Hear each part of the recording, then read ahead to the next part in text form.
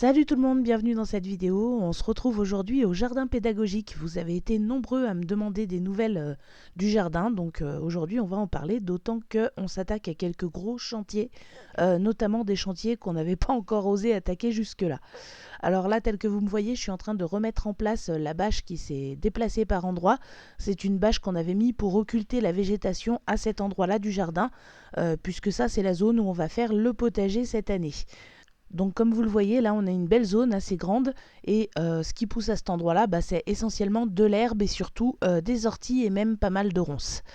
Et puisqu'on parle de ronces, eh bien l'un des gros chantiers du jour, ça va être de s'attaquer à l'énorme roncier sur le talus que vous voyez là juste à gauche.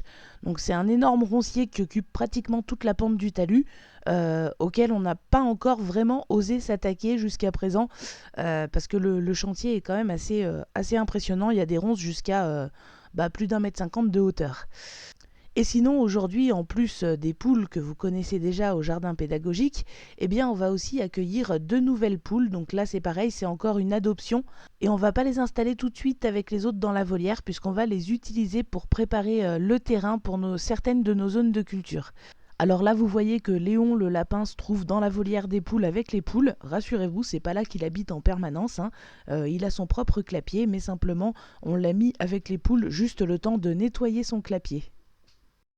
Mais tout de suite, c'est parti pour l'installation de nos 2 nouvelles poules au jardin pédagogique. Donc on va aller les installer dans le poulailler qui est là-bas, qui nous avait été donné par un voisin.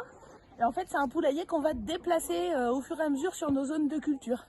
C'est-à-dire qu'on met les poules dedans, une fois qu'elles ont bien nettoyé la zone, on le décale et on plante là où elles ont nettoyé. Et ainsi de suite. Voilà. Donc on utilise les poules pour préparer le terrain.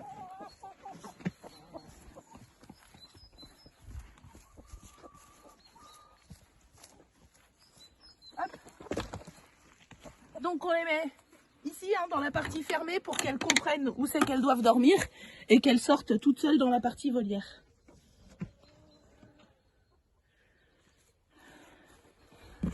C'est parti!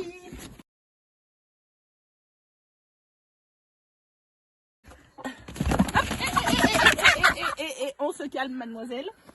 Hop.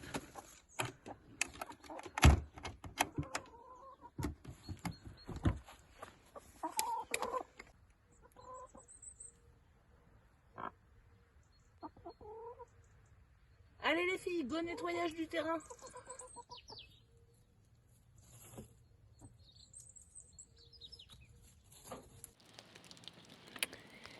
Et voilà les 2 nouvelles poules du jardin pédagogique dans le poulailler mobile. Donc là, l'idée, c'est on laisse les poules à cet emplacement quelques jours. Une fois qu'elles ont bien nettoyé, désherbé, gratouillé, on les décale, hop, genre là.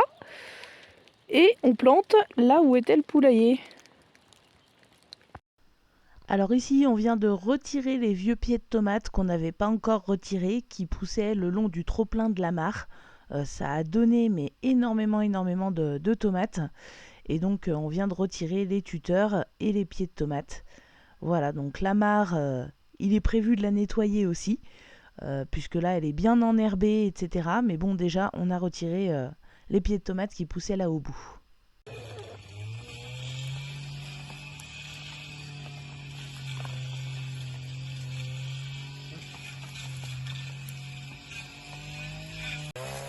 Et donc c'est Chris qui est venu 2 jours de suite après le travail pour nous passer un coup de débroussailleuse sur ce talus.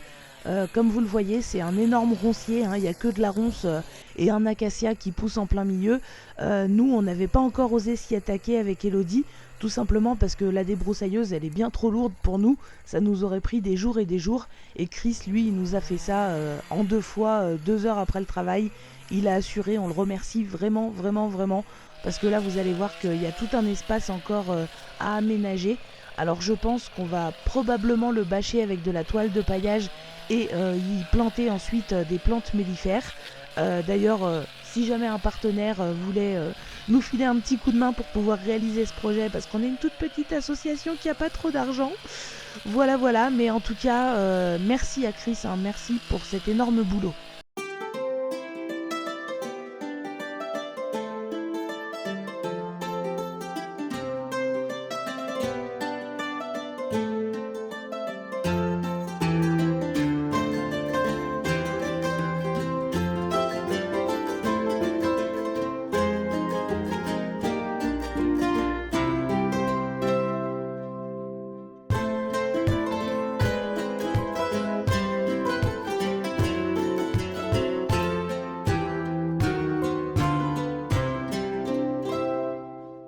Et on ne l'arrête plus, hein. Après avoir fait le talus, l'énorme roncier, il s'attaque aux bordures du terrain et au pourtour de la mare. Et accessoirement, il nous a même nettoyé la mare. Et là, je vous assure qu'il fallait être motivé parce que mettre les mains dans la mare, vu la température de l'eau, fallait vraiment avoir envie, hein. Voilà, juste pour le fun, je vous remontre comment était le talus avant que Chris s'y attaque, hein. Donc, quand je vous dis que c'était un énorme roncier, voilà, on n'a que des ronces sur plusieurs mètres de long et sur à peu près 1,50 m de haut, c'est pas rien.